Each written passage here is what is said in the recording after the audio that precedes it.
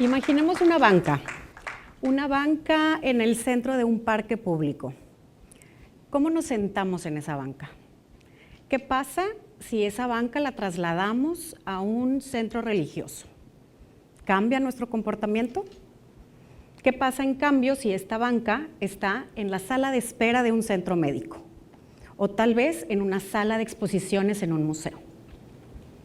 La arquitectura, aunque no nos demos cuenta, dictamina la forma en la que nos comportamos, por dónde entramos, dónde nos sentamos, por dónde caminamos.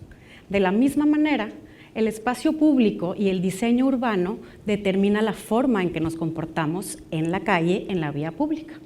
Si hay alumbrado público, si hay banquetas amplias, si hay arbolado, si hay vías rápidas, si hay incluso alternativas de movilidad más allá del automóvil. Durante mis estudios como antropóloga social, estuve trabajando con mujeres ciclistas que transitan actualmente en el área metropolitana de Monterrey. En una ciudad y en un contexto urbano tan complejo como el área metropolitana de Monterrey, ¿por qué alguien quisiera andar en bicicleta?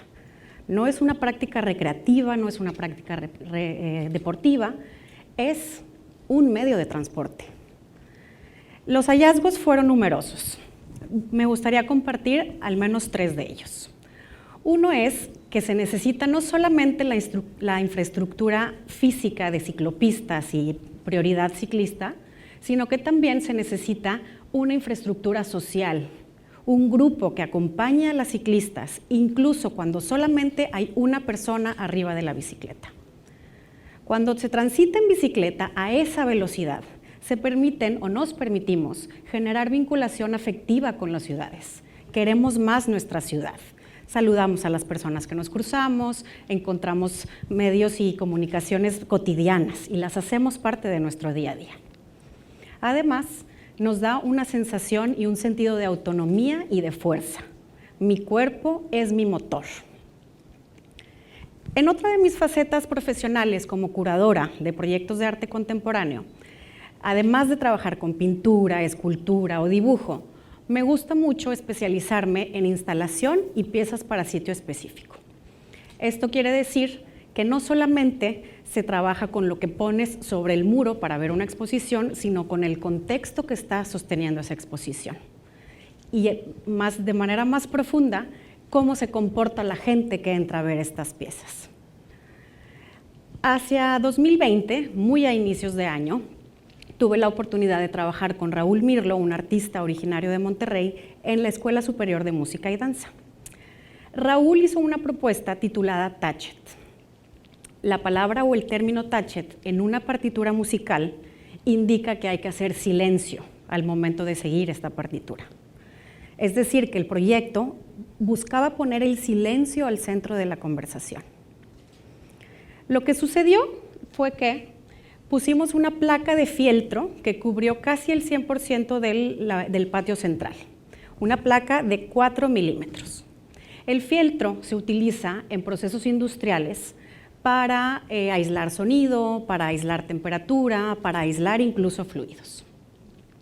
Lo que pasó fue que simplemente tener un piso distinto en el patio central alteró totalmente la forma en que los estudiantes, personal docente y administrativo transitaban por el espacio. Una segunda parte de este proyecto consistió en un performance en donde convocamos a los estudiantes de danza folclórica a participar. Como tal vez saben, la danza folclórica se trata sobre percusiones. Es un zapateo encima de una duela. Sin embargo, ¿qué pasa si ese zapateo no genera un sonido? El fieltro estaba aislando totalmente lo que sucedía en términos de ambiente sonoro. Los bailarines estaban confundidos al inicio, no sabían qué hacer, no sabían cómo comunicarse con sus compañeros, no sabían seguir el ritmo.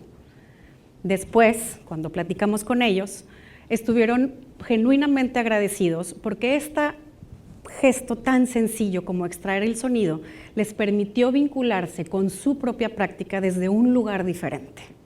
Generaron miradas que tenían complicidad con los compañeros, fueron más conscientes en cómo se movía su cuerpo y por ende en qué respuesta estaba esperando el público también. Seguramente se están preguntando qué tiene que ver la antropología con las artes visuales, con las ciclistas, con los bailarines de folclore. El común denominador en esto que estoy compartiendo con ustedes es que el cuerpo está al centro de la discusión. Me gustaría tomar este momento para que nos preguntáramos cómo estamos alimentando nuestro cuerpo, qué tan conscientes somos de nuestro cuerpo en el día a día, cómo nos nutrimos, qué estamos escuchando, con quién estamos conversando, cómo nos relacionamos con los cuerpos de otras personas, en un contexto familiar, en un contexto laboral, escolar, en un contexto social en general. Ahora bien, así como la arquitectura determina la forma en que nosotros nos trasladamos en nuestro día a día o el diseño urbano, me gusta mucho preguntarme cómo puedo yo o cómo podemos nosotros alterar el espacio arquitectónico en donde estamos. ¿Cómo podemos mejorar el espacio en donde estamos presentes? Hay diferentes formas de aproximarnos. Una de ellas es la antropología, otra puede ser las artes visuales. Y me gustaría acompañar esta última reflexión pensando en los deportistas olímpicos. Los vemos alcanzar velocidades inimaginables. Vemos a las gimnastas dar 3 giros en el aire, caer paradas y todavía sonreír. ¿Cómo estamos aproximándonos a esos otros cuerpos? Sin darnos cuenta, pensar en el cuerpo de los demás es ejercer la empatía. Y la empatía es siempre una herramienta para la paz. Muchas gracias.